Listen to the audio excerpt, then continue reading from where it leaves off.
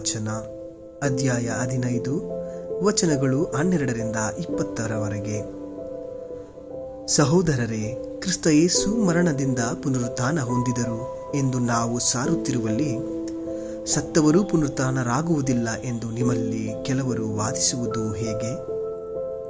ಸತ್ತವರಿಗೆ ಪುನರುತ್ಥಾನ ಇಲ್ಲವೆಂಬುದು ನಿಜವಾದರೆ ಕ್ರಿಸ್ತ ಯೇಸು ಪುನರುತ್ಥಾನ ಹೊಂದಲಿಲ್ಲ ಎಂದ ಹಾಗಾಯಿತು.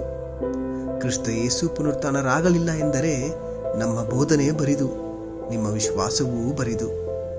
ಸತ್ತವರು ಪುನರುತ್ಥಾನ ಹೊಂದುವುದಿಲ್ಲ ಎಂಬುದು ನಿಜವಾದರೆ ದೇವರು ಕ್ರಿಸ್ತ ಯೇಸುವನ್ನು ಪುನರುತ್ಥಾನಗೊಳಿಸಿಲ್ಲ ಎಂದಂತಾಯಿತು. ದೇವರು ಕ್ರಿಸ್ತ ಯೇಸುವನ್ನು ಸಾವಿನಿಂದ ಪುನರುತ್ಥಾನಗೊಳಿಸಿದ್ದಾರೆ ಎಂದು ಸಾಕ್ಷಿ ಹೇಳಿದ ನಾವು ಆಗ ದೇವರ ಬಗ್ಗೆಯೇ ಸುಳ್ಳು ಸಾಕ್ಷಿ ಹೇಳಿದಂತಾಯಿತು. ಸತ್ತವರು ಪುನರುತ್ಥಾನ ಹೊಂದುವುದಿಲ್ಲ ಎಂದರೆ ಕ್ರಿಸ್ತ ಯೇಸುವು ಪುನರುತ್ಥಾನ ಹೊಂದಲಿಲ್ಲ ಎಂದಂತಾಯಿತು.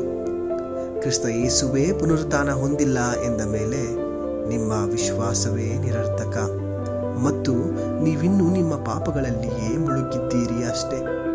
ಅಲ್ಲದೆ ಕ್ರಿಸ್ತ ಯೇಸುವಿನಲ್ಲಿ ಮೃತರಾದವರೆಲ್ಲರೂ ವಿನಾಶವಾದರು.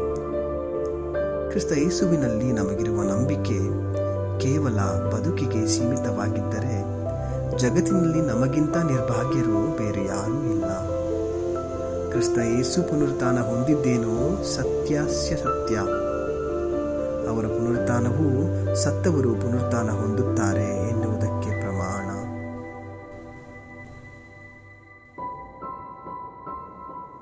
ಪ್ರಭುವಿನ ವಾಕ್ಯವಿದು. ದೇವರಿಗೆ ಕೃತಜ್ಞತೆ ಸಲ್ಲಲಿ.